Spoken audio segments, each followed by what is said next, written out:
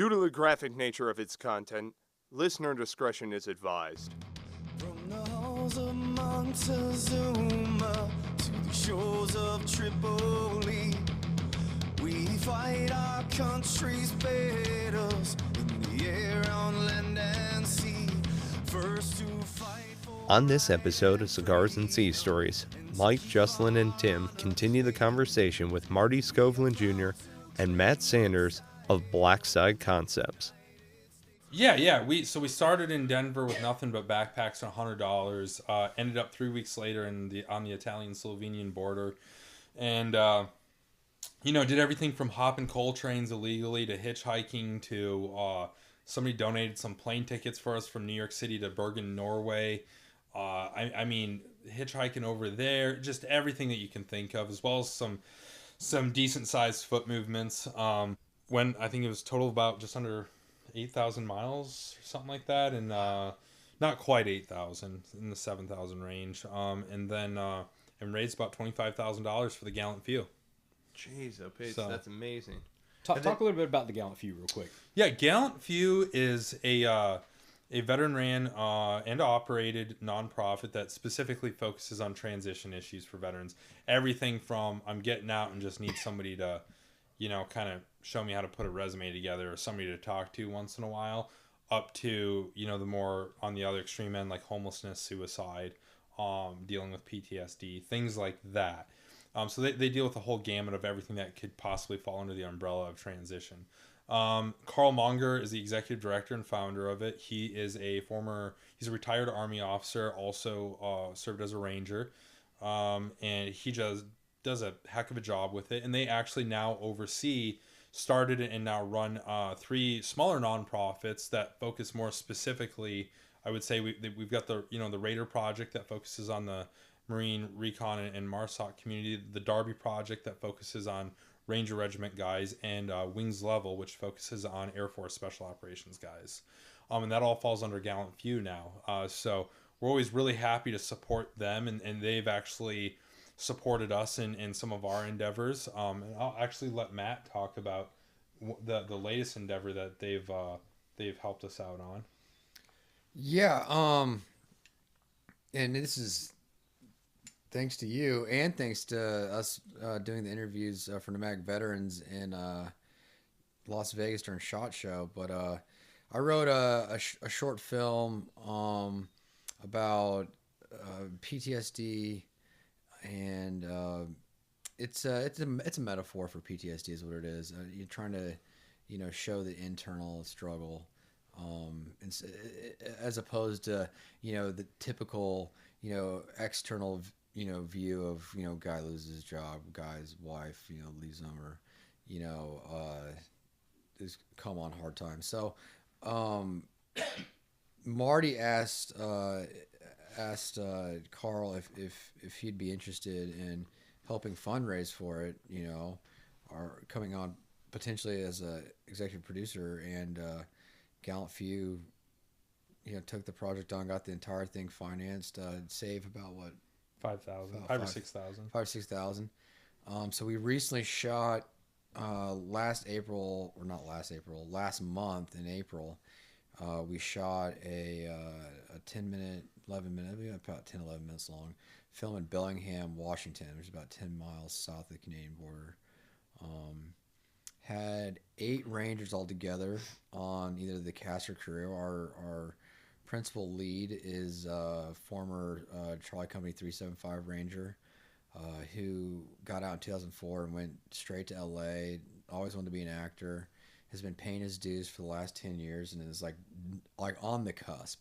And he's done everything from over 100 episodes of One Life to Live to Army Wives to Transformers 2 and 3, Jarhead 2.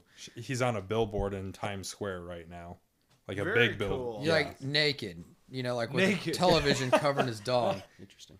But yeah, it was a great experience. Carl came out. We had Joe Trainer, who's going to be here at 2:53 if you guys are still around. Yeah. great guy. Well, we wanted to chat with Dan and Joe, and Yeah. you know, because we know so that, you guys are aware of what they're doing, right? Oh yeah, Yeah, yeah. absolutely. I actually helped Dan with his route in trying to figure everything out. Gotcha. So he calls me up one day and it's like, "Hey, I got a crazy fucking idea." We really me and him were in EBV together. We should really get like an EBV picture. Absolutely. You know, send that off. Get little Lauren reunion in photo. it and- Yeah. Yeah, I mean that'd be good for them. Sorry to deviate from the conversation, but No. yeah, but the film though is really special. It is it's definitely a very professional quality. You know, a lot of money went into it, a lot of effort. We had I think about 30 people working on the set, either acting or on the crew.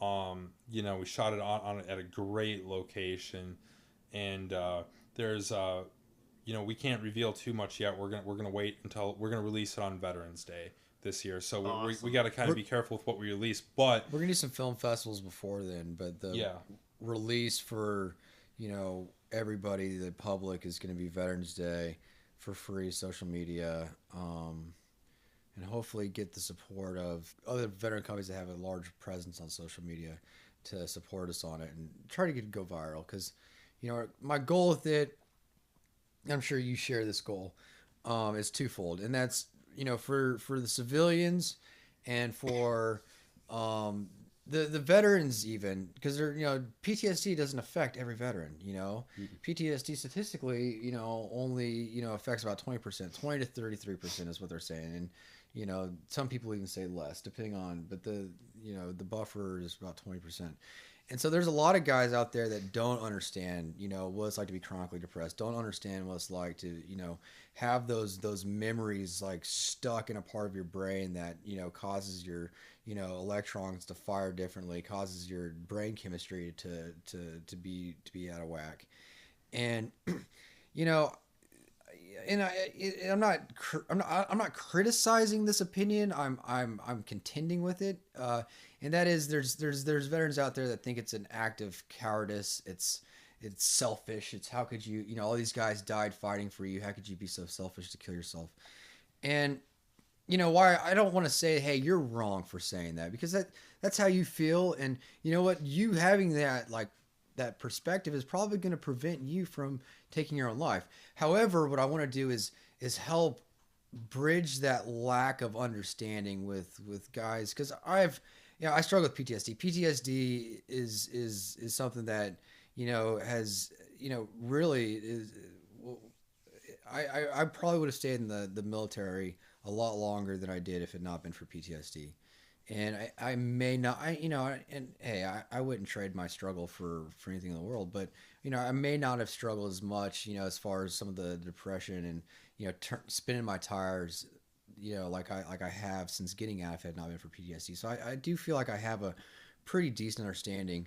And so I want to bridge that gap between veterans and civilians that don't understand PTSD. But then for the guys that do have it, the guys that are chronically depressed, the guys that are kind of locked away, and maybe sometimes social media is, you know, because you see it, those guys that are just kind of stuck, and you see them on Facebook, but what else, you know, those guys, I'm hoping, see it, and they see what's playing out on the inside, you know, in front of them. They see it finally externally, because they've been feeling this inside for so long. And, you know, before I went to therapy, before I started like trying to figure out, like, you know, how can I find a way, because I knew there was a better way. I knew this isn't the way I wanted to go. I knew that, you know, like, this could be, you know, fixed. And hopefully they see this and they see what's being played back to them, and realize that they're not alone. That like, they, you know, I don't want to sound, you know, narcissistic, but, you know, I want them to see this and have that feeling that finally someone gets it, or like, so, oh, holy crap, this is what I've been experiencing this entire time. And hopefully in that, you know, them seeing it, they realize they're not alone. And it's like, you know, the military, you know, if we would have gone to basic by ourselves, or jump master by ourselves, or combat by ourselves, or, you know, all the different, you know, adversities that, you know, veterans face, you know, in the service. And it doesn't matter if you're a combat veteran or not, you know, you face adversity in the service. And what made that adversity you know, where you could take it, where was the fact that you had your buddies to your left and your right. You know, the fact that we weren't sucking alone, we were sucking as a part of a group, and that camaraderie. And that's what, you know, when you're in a platoon and you guys go out and you have a shitty training exercise and you guys come back and you're a little bit closer because you had that shared, you know, adversity. And that's what makes it bearable. And so I'm hoping that this will simulate some of that shared adversity where they realize I'm not alone. I'm not the only one experiencing this. And that will help them, like, you know, face another day, you know, and maybe when they face that next day that they may not have, you know, something happens to where they're able to start making that, you know, ascent back to the top. And, you know, Matt, when he first sent the screenplay to me, when we first started working together and I read it, I was definitely one of those guys. Like, I've never been suicidal. I've never contemplated it. It's just never been a thing for me. And I was one of those guys that was of the mindset of, like, I couldn't wrap my head around, like, how do you get to that point where you're physically taking your own life? Like, it just didn't make sense to me, you know? And, you know, I knew it was a problem and everything, but I just was like, how is this, like, how do you get to that? Like, I didn't get it. Read the screenplay and I'm like, I get it now.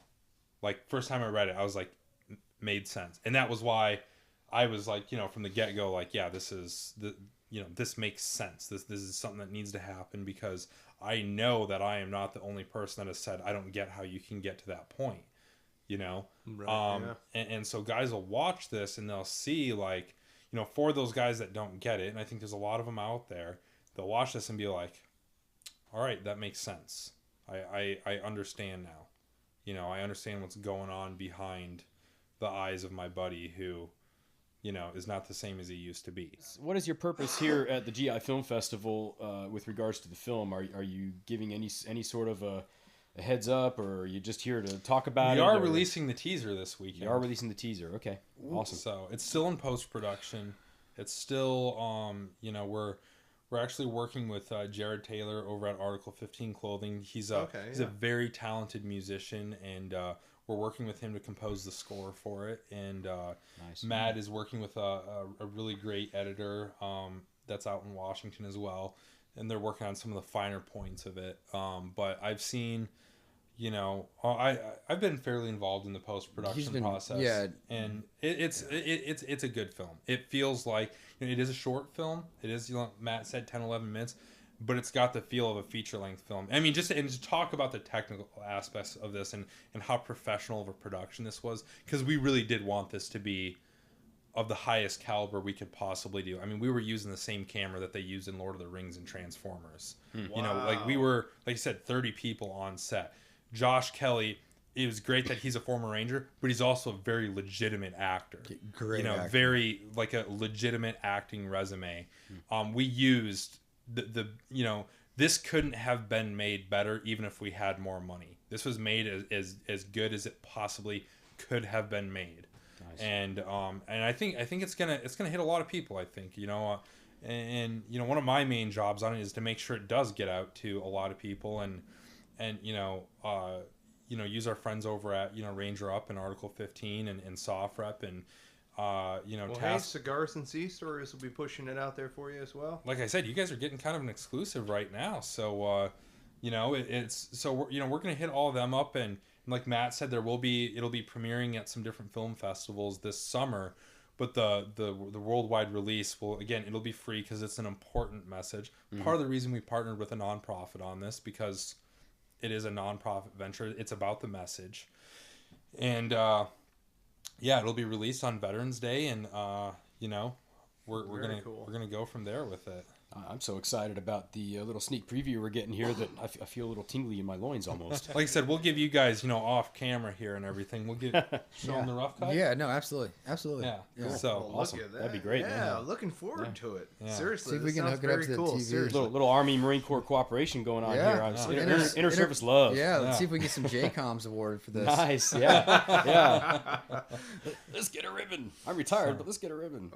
But yeah, that was our latest project, and you know, just kind of talking about some of the projects that so for our company, Blackside Concepts, we've got a few different companies that fall under that. Blackside is the parent company. Matt is in charge of all productions for us, so all TV and film and things like that we're doing.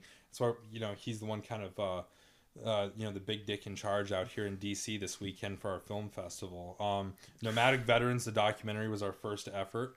And then we've got this Prisoner of War was what the short is called. That is I think our second effort, right? Yeah, second effort. And then we've got Nomadic Veterans Road Warrior Challenge coming up that'll be shot in July. That will be an actual TV show, and that is a TV adaptation of what Leo and I did last summer that you guys are going to see tomorrow. It's a TV adaptation of it, and this is taking now made it a little bit competitive. We're taking 5 2-man teams, each of them from their respective soft units. So we've got 2-man team of Rangers. Me and Leo are doing it again to represent the Rangers. This will be our last year doing it, though. We're gonna pass the torch off to somebody else next year, but we're going to do it again, represent the Rangers. We've got Jared Taylor and Steve Behrens, both Air Force guys. Steve is we all know Jared from Article 15, but Steve is a retired Air Force CCT, combat controller. Been awarded for valor, very, very prestigious resume. And then for the Marine team, we've got John Stans, who's a former Force guy, as well as MARSOC guy, and his partner Matt Shelley, who was a Force guy. They're representing the Marines. And then we've got on the Navy side 2 guys that just retired out of DevGru, Clint Emerson and Jeff Hauser, who are they're kind of the scary guys out of this competition because Clint actually literally wrote the book on international escape and evasion and conducting yourself in high threat areas and things like that, like as a plainclothes guy, like dealing with different cultures. I read his book in preparation for last year's Nomadic Veterans.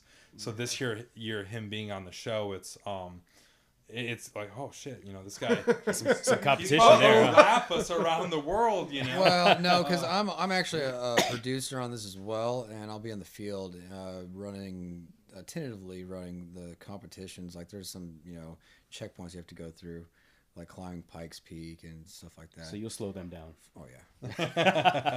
And you should just good throw game plan. tridents at them. And then throw tridents. Yeah. And then we've got Like the actual tridents, Right. like just big spears. Right. killed big a man with fork a spear. trident today. And then we've got the 5th team, which is again an Army team. The Special Forces team, Green Berets. We've got Jack Murphy and Derek Gannon, who are both former 5th group guys, who also write. Well, Jack is the editor-in-chief over at softrep.com, and Derek is one of the writers over there. So we've got a really great lineup of guys. We're going to be starting Southern California. It'll be 14 days this time instead of 21. And it'll be, again, how far can you get? They're only starting with $20 this time instead of $100. Oh, geez. Set standardized packing lists so that we're all kind of starting on the same even keel. And there'll be a few challenges set up along the way. One of the big efforts was that we don't overproduce this. We didn't want it to turn into like Survivor, Amazing Race, or something like that. But we are putting a few things along the way. Like Matt said, a 14er is probably going to be in the mix, and some other things. I don't want to reveal too much. I probably should have said that. No, it's fine. We don't want to reveal too much. There's going to be some pretty, physically arduous challenges in there, and it's definitely going to go international again. And again, we're going to be raising money. Raider Project is the beneficiary for the Marine team, so it's going to be a really great show. So that's one of the projects that we're working on. And then we've got a few other things that are kind of in development that I probably maybe shouldn't announce yet. They're still very much in the development stage, but we've got some really good stuff going on as far as like in front of the camera stuff. So let me ask you, with the race, I guess it's kind of like the Amazing Race, only better. Yeah, for sure. But how do you keep a guy from his wife or girlfriend back home? How do you keep him from having her mail him an ATM card to some PO box along the way? So we have some rules in place that we set up, some competition rules, because we're starting with $20, but what's to stop a guy from being like, hey bro, you want to come meet me at such and such corner and drop me off $500? I'll pay you back when we're done. Yeah, if you ain't cheating, you ain't trying, right? What we put in place was panhandling is definitely encouraged. Yeah. Well, we're saying that you can only receive $20, a max of $20 from any one individual. So you can definitely accumulate some money, and you should, because it's going to help you continue, like, especially when you get to Europe and places like that. There's, there's some things that, you can't illegally hop freight trains everywhere you go. There's water that's going to have to be crossed. You're going to have to pay to get on a ferry and stuff like that, so you do need to kind of like raise a little bit of money for yourself to continue the traveling as you go. Leo and I were very fortunate last year with, like I said, we had some airplane tickets donated to us. We were on Andrew Wilkow's show, the Wilkow Majority on Sirius, out in New York City. He gave us like $120 on air. Nice. Which helped us out big time when we got to Europe. Allowed us to get a ship from Oslo, Norway to Denmark. Allowed us to cross the water. Otherwise, I don't know, our trip may have ended in Oslo had we not gotten that money, because I don't know how far, it would have been very difficult. So, well, you put a $20 limit on them for this next race. Does that include gifts for the value of the gift? No. So if somebody wants to give you like, because the packing list is pretty Spartan. Like the packing list is, it's not a big backpack. Think like, you guys familiar with Go Ruck? Yeah. Yeah, it's like a day pack. About that size. So you can imagine, not a whole lot there. So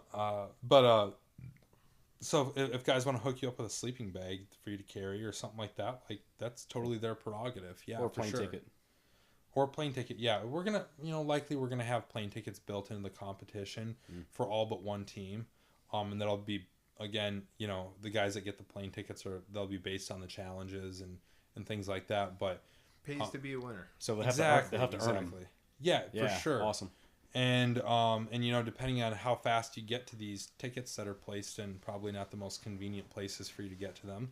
Again, not trying to reveal too much, but they won't be convenient to get. Right. If you get there before the other guy, that obviously means you get the pick of what tickets you get, and they're not all flying to the same locations, and some locations may be a little bit more advantageous than other locations. This is awesome, man. I'm cool. looking forward to watching this thing. This is very cool. So and I'm excited. It's gonna be, hey, we're gonna get done with these 14 days. It's gonna be a kick in the balls. We're gonna be tired. There's gonna be a little bit of suck factor. A bit of suck factor, to be honest with you, with some of the stuff that we're setting up. It's going to be a great adventure too, and you guys will see tomorrow at the premiere. Last year was such a great adventure, and it was a suck fest. Yeah, like they were hurt. They were hurting at times, and they were, it wasn't. I mean, it was hard watching it and not getting like really jealous. Like really, like I, couldn't have gone and just ran a camera. You guys are still the ones behind the camera, but I wasn't doing anything, guys. But no, I mean, it was, aside from the fact they're traveling all over Europe, it's not like they're backpacking after, going to college. It was, like this wasn't a leisurely it wasn't like, oh, let's go, spend a day in Venice and look at, stuff you look at in Venice. It was, oh, okay, we made it to Venice. Let's see if we can get to this next city, and then, oh, we get to this next city. We've got this much time left. Let's see if we can get to this, just to, because again, people were donating per mile. And so, like, it's a flat rate of, like, what was like a little as 1 cent per mile. I think so, yeah. And so, like, which doesn't sound like a lot, but when you're talking 8,000 miles, like, right. So if someone starts donating a dime, a nickel, a quarter a mile. I think our biggest was a dime, yeah. Wow. As far as a single donor, I think our biggest was a dime per mile.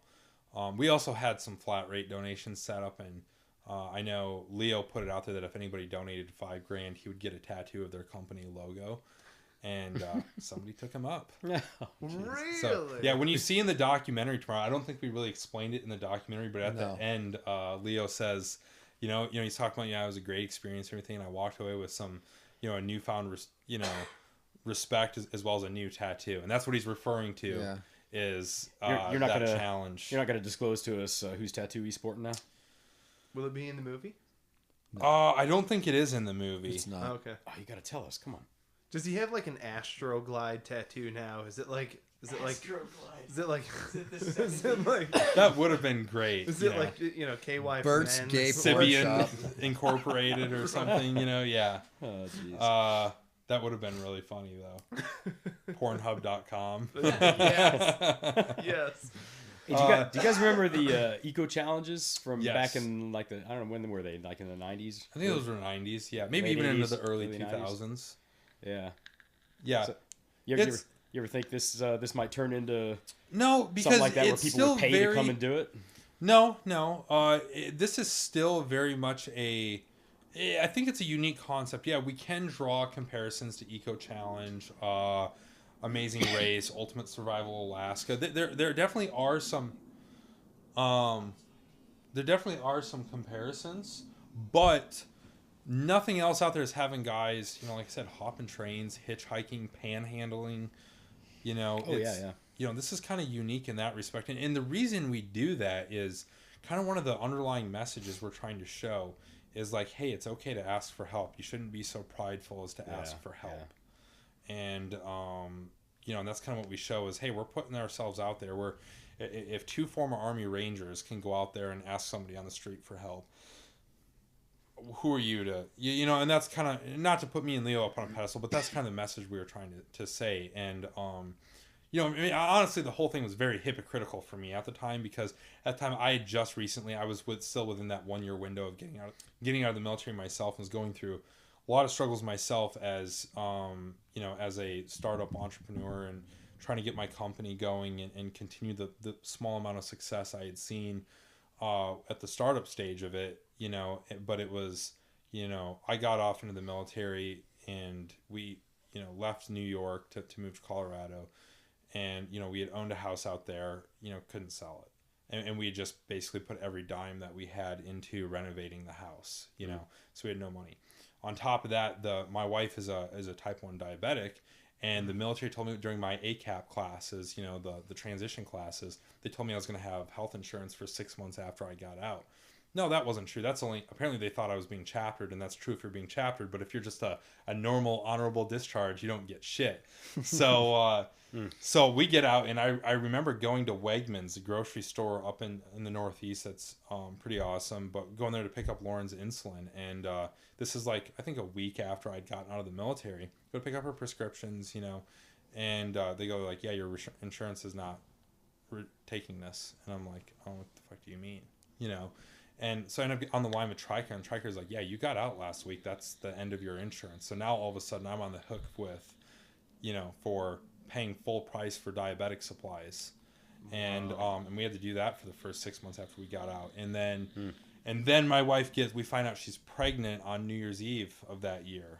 And we have no health insurance, and she's a type 1 diabetic, and also so we're paying for this stuff out of pocket. So fast forward another 6 months after that to July or June 2014 last year. We're sitting there with we were literally moving our car. I haven't talked, this is again kind of an exclusive thing, I haven't really talked about this with a whole lot of people, but since we've kind of talked about transition, and I think it is an important thing to talk about, but we were literally moving our car around our apartment complex to hide it from the repo man. We actually had it repossessed a week before we left on Nomadic Veterans. We were supposed to start off with $100.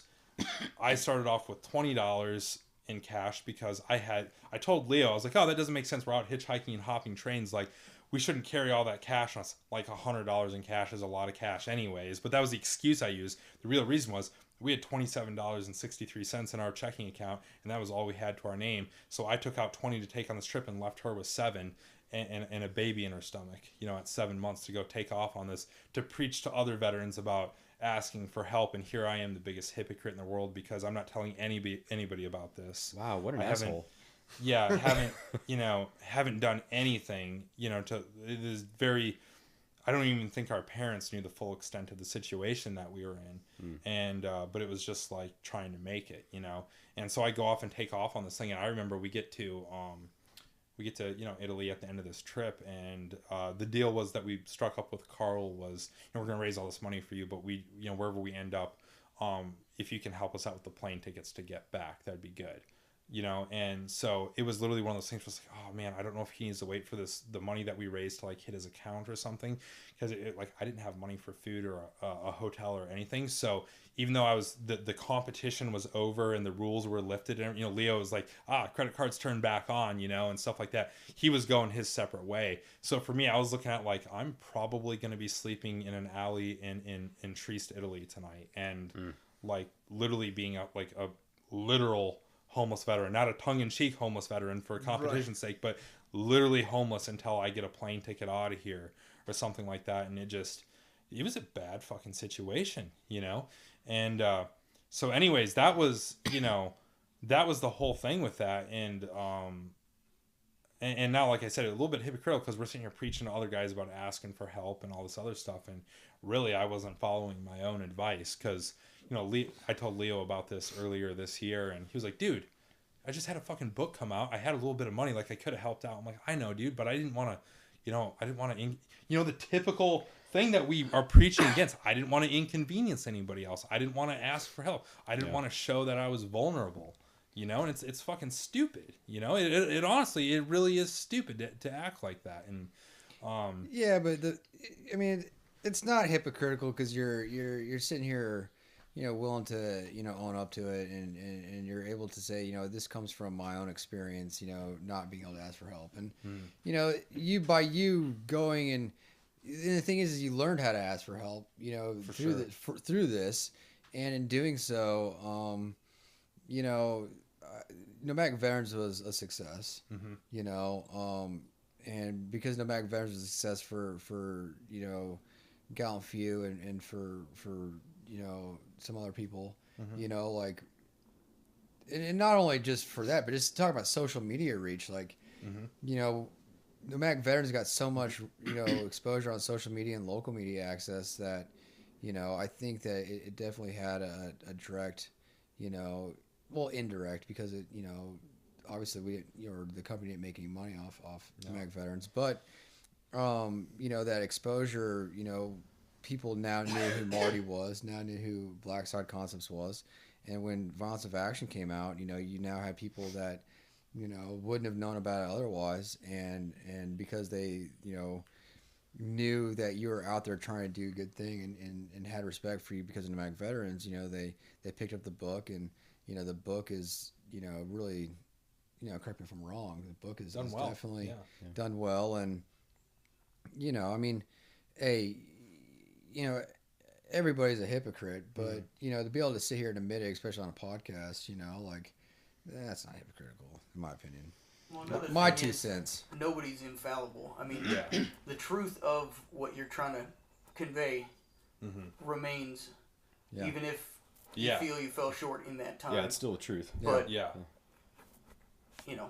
Yeah, absolutely. Yeah, I appreciate you bringing it up because, I mean, it's one thing to see that there's an issue out there in your community and to identify it and do something about it, which you guys obviously did and really stepped up. It's another completely different thing to recognize that issue in yourself and to then take the steps that you've been preaching on your own, in your own personal life, to do something about it. And that's like a whole nother step, a whole nother level of recognition, you know, that the problem isn't just with everybody else in my community. It's right here at home. Yeah. And, you know, sitting here listening to you describe that, I'm thinking about my first 5 years when I got out of the Marine Corps and had 2 cars repossessed and filed bankruptcy and had a baby on the way and sold all my guns to pay rent, you know, so I could stay in my apartment. And then we ended up living with my mom because we couldn't afford to stay in the apartment. And I remember we put a lot of stuff up on like the Facebook rummage sale groups and Craigslist and stuff like that. I mean, we were going through everything we had and figuring out what we could sell off. And I remember, I think it was Lauren's parents asked us like, oh, why are you guys selling so much stuff? And I think we said something along the lines of, oh, we're just, you know, we're in a smaller apartment now ever since we moved out of the house. We're trying to make room for the baby. Hey, Complete bullshit. We're sitting here trying to pay rent because we're 7 days late and we got a notice taped to our door. Like, you know, complete bullshit. But it you know what? It definitely is humbling, you know, to go through an experience like that. And I grew up poor, so it wasn't an unfamiliar unfamiliar feeling to me, but it's different. It's a different it's a different point of view when you're a kid growing up. It's like, oh, mom and dad don't have money, this sucks, whatever, we got to eat mac and cheese every night. That's fine. Okay, you're a kid. It's not on you. It's a whole different dynamic. It's like, I'm the head of the household, I'm the one responsible for my wife and the daughter that she's carrying for me, and I'm falling short. I'm the one that decided to get out of the military. I'm the one that decided to not get a job, a traditional job, and start a business, and I'm failing, and you have to, man, it's a very, like, as I say, come to Jesus moment. Like, you get real fucking brutally honest with yourself. Like Matt talks about some of that negative self-talk and stuff. Like, yeah, I was a very big critic of myself, and I, it was like, it was a shitty year, and I was working on Violence of Action, the book too, at the same time. And then, of course, you can only read about your friends dying so many times and edit it and, that sort of stuff. So you kind of go into this thing where I would, sit in my apartment for 48 hours straight, not sleep, either be high on coffee or alcohol or both, trying to go through this and just eating like, the shittiest food you could possibly eat. I gained a ton of weight last year and everything. Like, I just, like, man, you talk about like all the negative things that you can possibly do. It got to, I tell you, me and Lauren came up to, things started to turn around by the end of the year, and we're doing well as a company now. We're not like, we haven't made it yet, but we're, things are moving in the right direction. But it got to be New Year's Eve.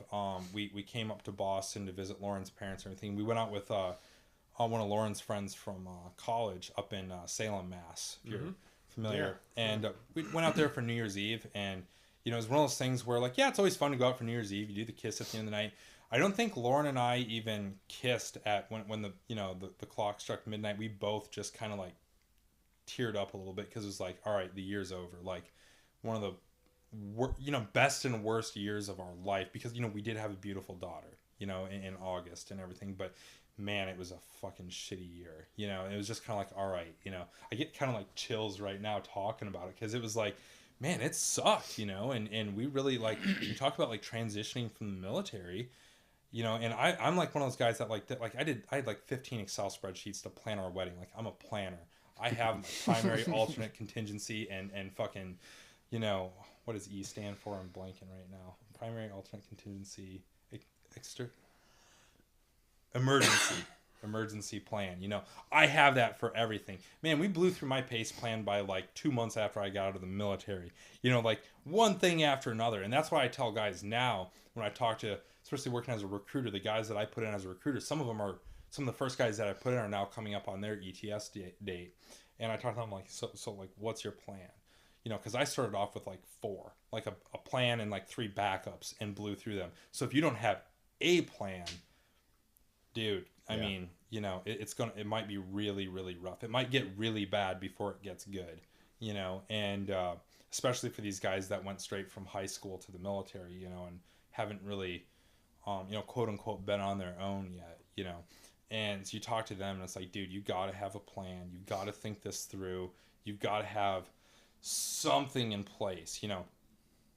If you're a single guy, if you've got a family, you've got a whole nother checklist you got to go through to make sure that you're planning accordingly, and you're not putting you or your family in a bad place. And even, like I said, even if you fucking plan to the nines, you still might end up in a Frigidaire box on the corner, like, right. Yeah, you're absolutely right. Yeah. So, yeah, sorry to go off on that complete tangent there, but I think it is relevant to the premiere we're doing this weekend and stuff. Kind of a little bit of backstory about, where I was at the time, Sure. So, yeah. Well, I mean, that's what this is all about, is being real with the conversation and kind of bringing it home to our audience, that there are issues out there in our community, with the veterans, that we need to own and figure out how we're going to contribute to, lessening the impact of these things. If you're listening to this podcast, it should be pretty apparent to you by now that, we operate on certain assumptions as veterans based on our service and our time in service that don't apply in the civilian world. Mm-hmm. Things like, somebody's going to have my back. That's bullshit. Nobody's going to have your back, and, like you mentioned earlier, there's a big segment of the veteran population that may feel disconnected to this whole discussion we're having because they didn't struggle at all. And good on them. You know, nothing against that. That's awesome. And that means like you say, good on them, but that means the onus is also on you though to turn back around and reach back, extend your hand out. Exactly. You know, and to help out those other guys. You know, if you walked right into a good job straight from service, good. I'm glad. That's how it should go. But that also means turn back around and help the next guy out too. Yeah. You know, and I would take it a step further even, and kind of my thought process where I was going with this is that not all, but a good chunk of the guys that walk into a good job at a good life circumstance after the military do so just out of sheer freaking luck and good fortune, as opposed to any, you know, hey, I had the best plan and I was best prepared and da da da da. Well, maybe you were, maybe you weren't. But life happens, you know, and it's like you blew through 3 or 4 plans, you know, stuff that's outside of our control and circumstances that are dictated by parameters that aren't like what we're used to in the military start impacting your family, you know, and your life. And you know, it's that's an important tough. thing to bring up. It's you know, tough. When you're going through this stuff, you know, you never want to alienate the people that are close to you, meaning your family, and hopefully you've plugged in with some sort of veteran network or something like that to where you've got some other guys.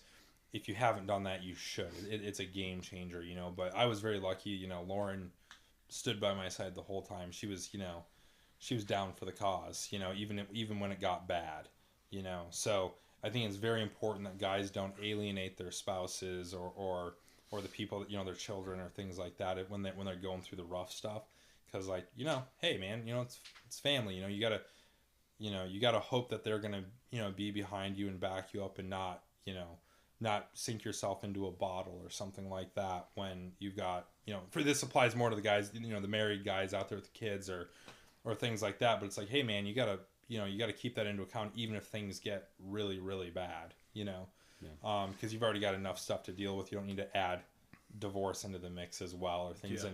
And that's where we go down that pipeline where we're dealing with, you know, prisoner of war, where we're dealing with guys got everything went wrong and you know, and they're already, it's just not conducive to the healing process itself if you're already dealing with PTSD. And God, I just want to go through the whole dialogue of that film because it is so applicable, you know. Matt wrote that film, by the way. Matt is the writer and director of it, and switching back to Prisoner of War. Matt's the writer and director of it, and he wrote one hell of a script. The dialogue is amazing, and I think a lot of guys are going to really, really identify with it. And when are you guys releasing that? Veterans Day. Veterans Day. We're going to start submitting it to film festivals here shortly, and you know, over the course of the late summer, early fall, try to get into some festivals, and then on Veterans Day we'll do the social media wide push and try to get it to go viral, and you know, go from there. Awesome. So Matt, you mentioned something earlier about you know, just trying to let guys know that they're not alone in this whole thing. You know, there's other people that have had the same struggles and made it through. You know, and I think you know, the continuation of that thought process is that knowing that you're not alone is hope. You know, if there's somebody else out there that's been through it and has made it through to the other side, and has survived, it means you can too, and there's hope for you. You know, and it's not the end of the freaking tunnel. And that's why they do, and they do these things with cancer survivor groups, with these, you know, ALS, Parkinson's, you know, they're, you know, you look up any disease, you know, and you'll be able to find support groups like Fight Club. You know, he's always going to those support groups. And I'm not trying to make fun of it, but, you know, there's, you know, and that's because, you know, it's not just depression, it's everything else. You know, it's the hope that you're talking about when you know that you're not the only one. You know that there's other people that, you know, are at least going through it. You know, or you know, and if it's, you know, when it comes to, you know, some of the terminal diseases, you know, it's that understanding. But with, you know, especially with things that are, you know, you can live with or can be cured, there is that hope, you know, and that hope, you know, when it comes to surviving, you know, whether it's a mental health issue or a disease or a traumatic injury, it's not 100% of the time, but with the serious ones where it's truly a life threat, the individual's psyche and emotional, and sometimes they're talking about guys that don't have brain injuries. Sometimes that's not the case, but with people that have been in a horrible car accident or shot, and could have died, very easily could have died. They lost so much blood. Other people have died underneath the same circumstances.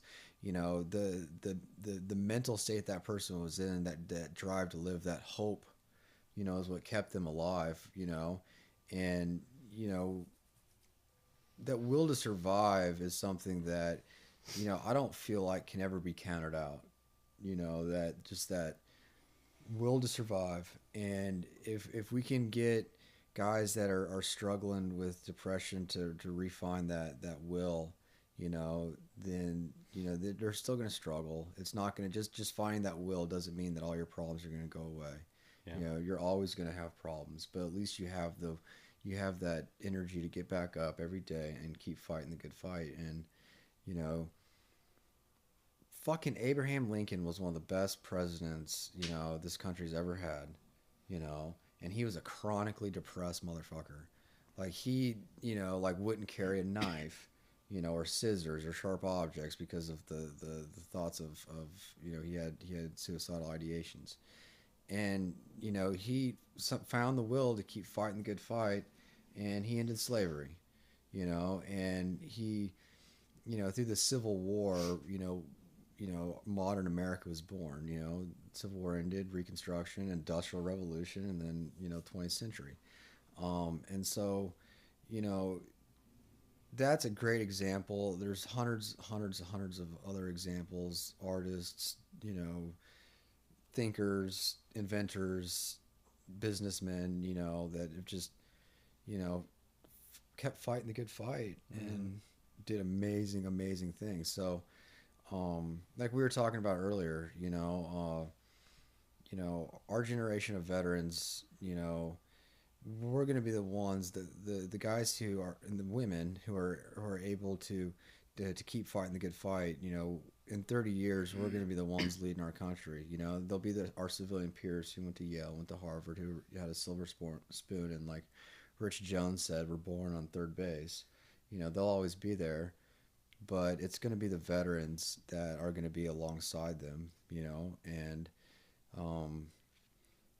we need as many guys and as many women as possible. And it's not, and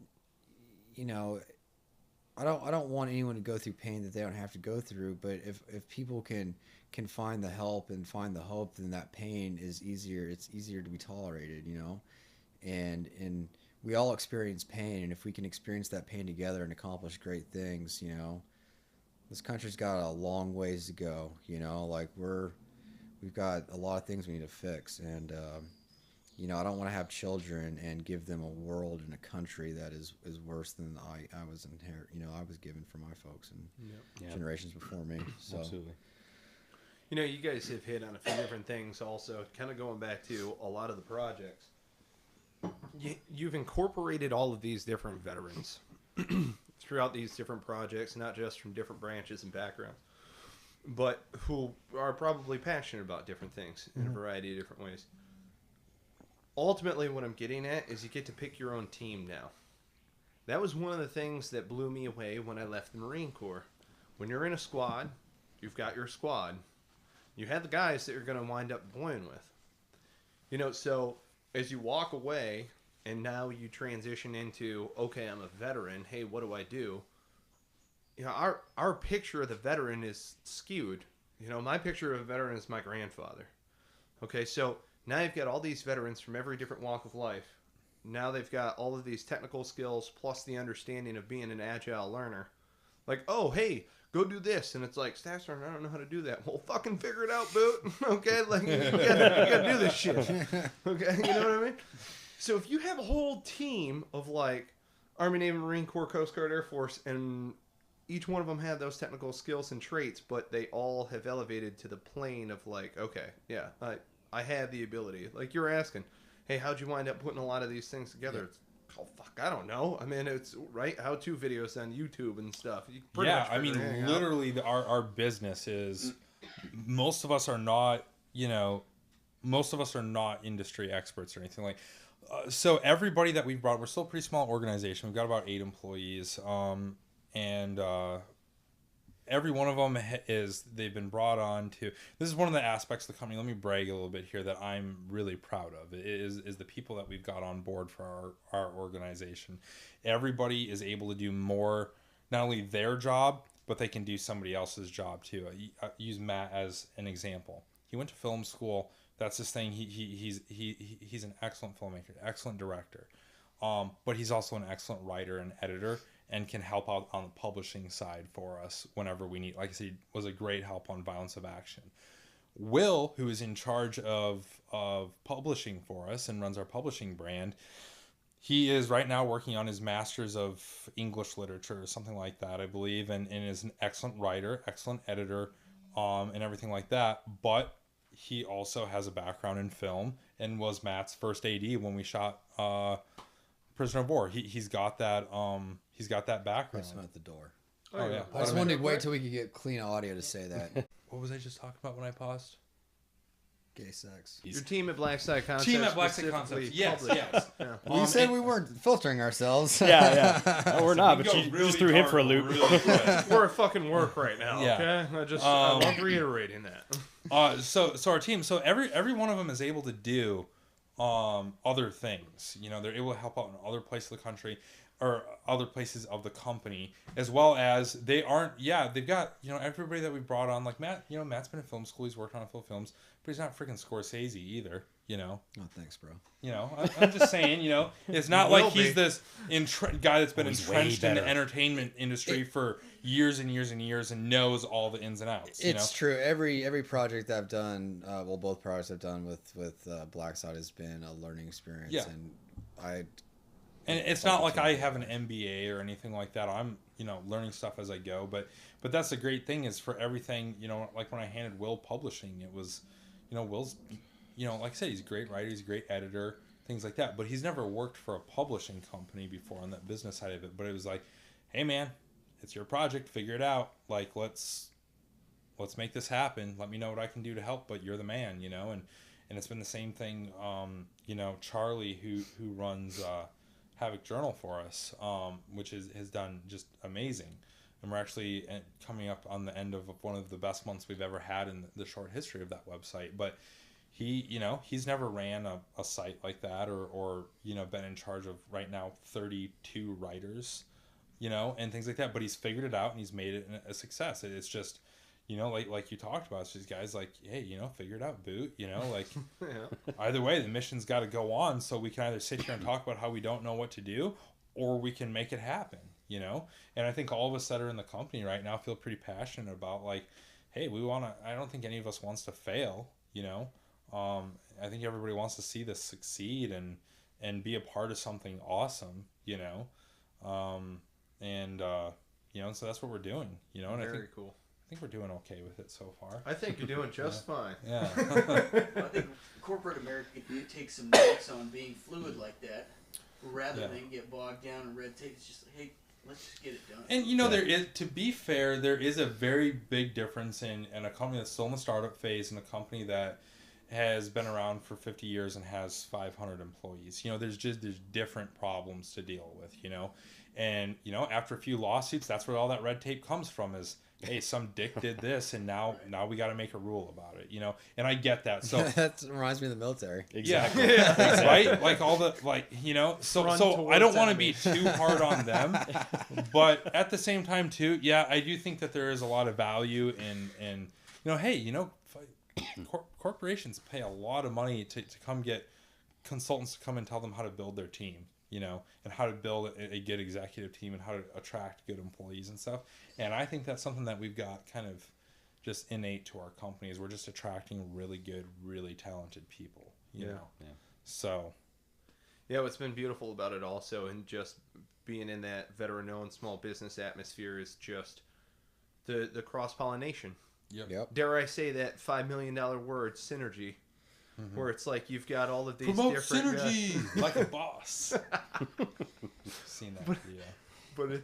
but it's one of those things where it's like having the ability to sink into that network, whether it be through Entrepreneurship Bootcamp for Veterans, fantastic organization, well ran, paramount in entrepreneurship training, or if it's just as simple as, hey, you're a veteran, I'm a veteran, we're a couple, blocks away from one another. I mean, that was like, the other day, like I knew that Ranger Up was in Durham, hadn't been there, but it was one of those things where it was like, wow, okay, maybe we should like go and show some serious support for this ongoing project and everything that's going on. I know a couple of guys that are over there, but we had just never made the 25-minute journey down the road to actually do it.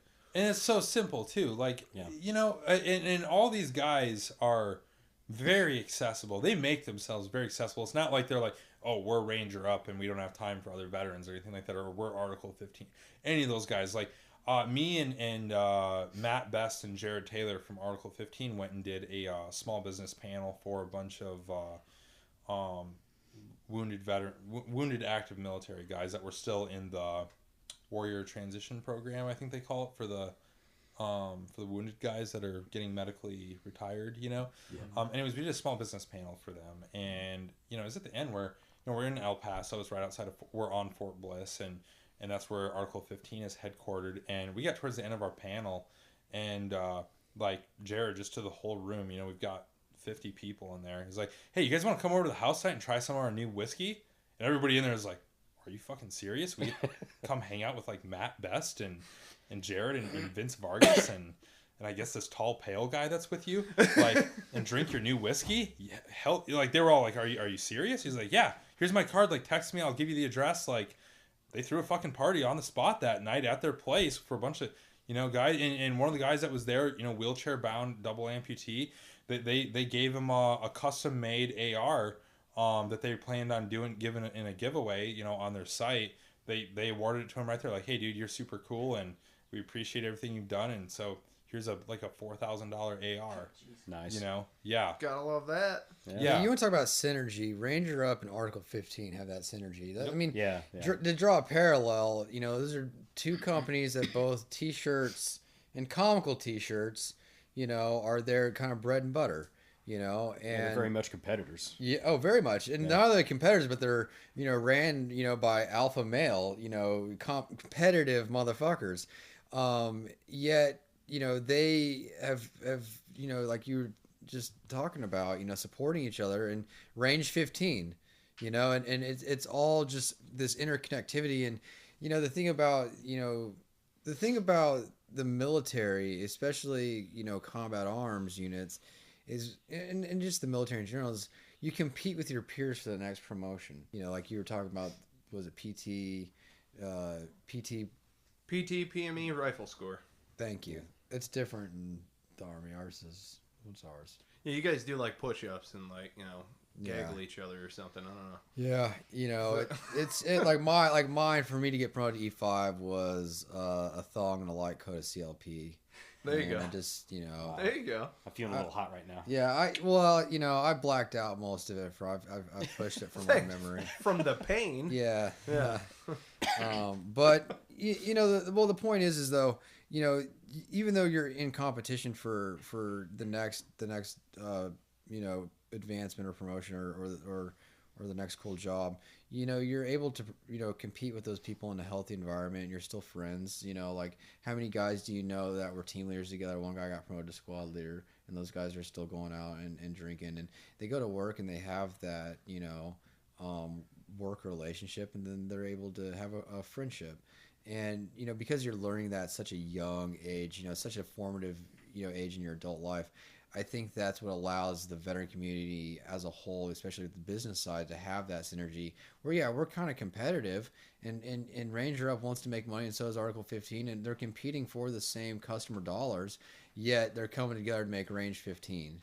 And those guys, they're all big personalities. They have competing egos. Who wants to be the funniest guy? Who wants to have the funniest joke? Who wants to make out with the hottest girl in the movie? Or dude, yeah.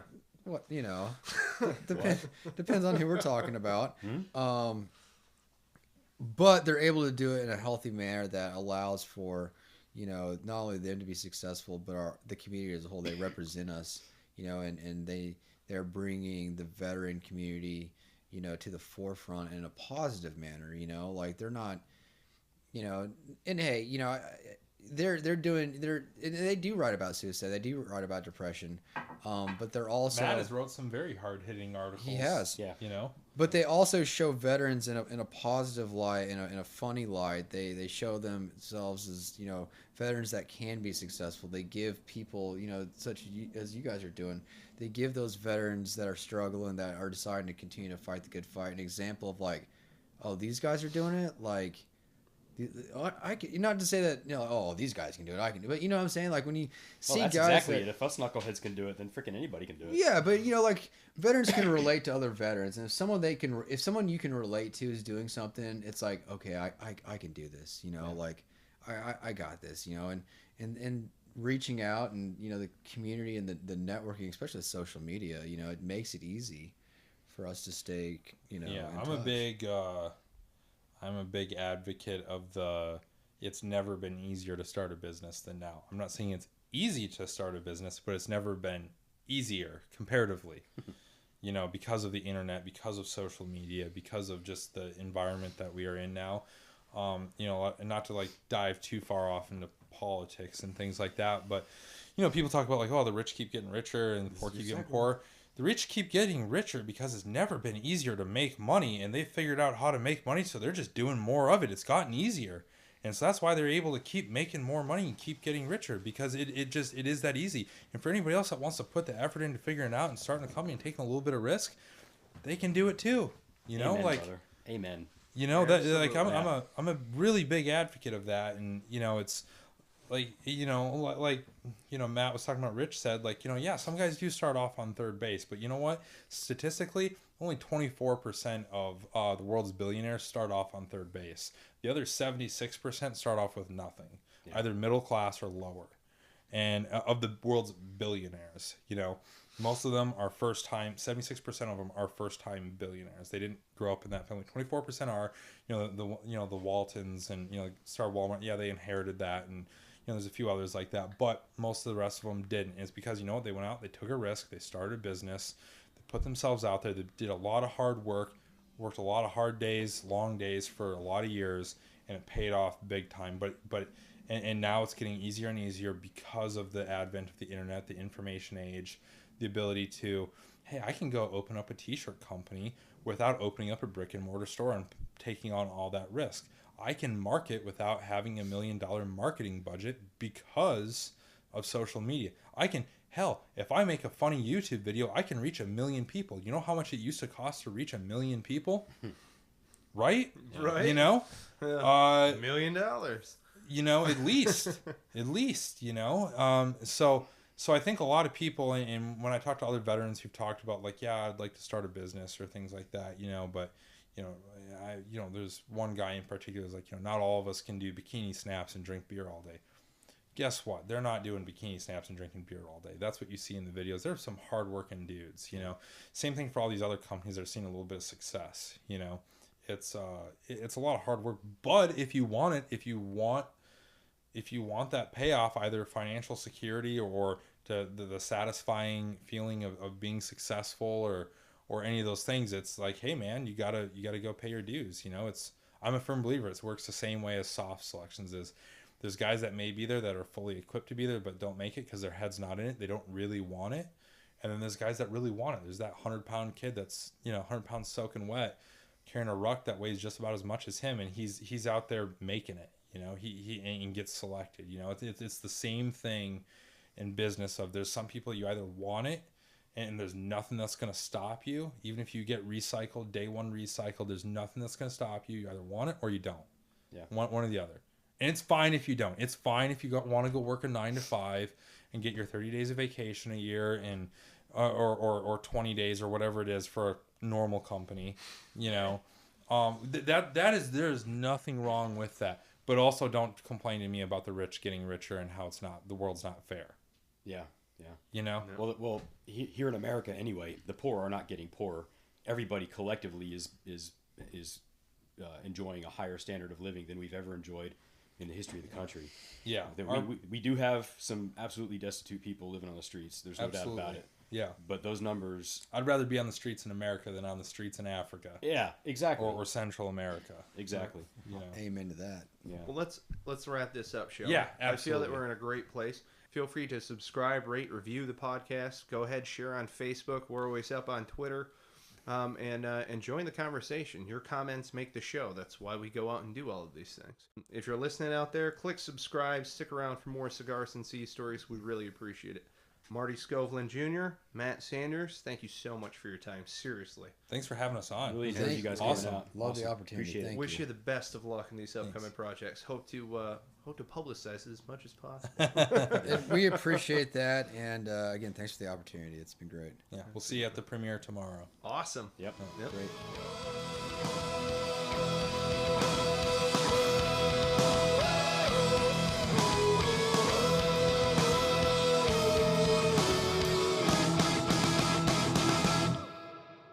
A thong and a light coat of CLP. I mean, we were using the same camera that they used in Lord of the Rings and Transformers. I'm so excited about the little sneak preview we're getting that I feel a little tingly in my loins almost. I feel that we're in a great place. Yeah, let's see if we can get some JCOMs awarded for this.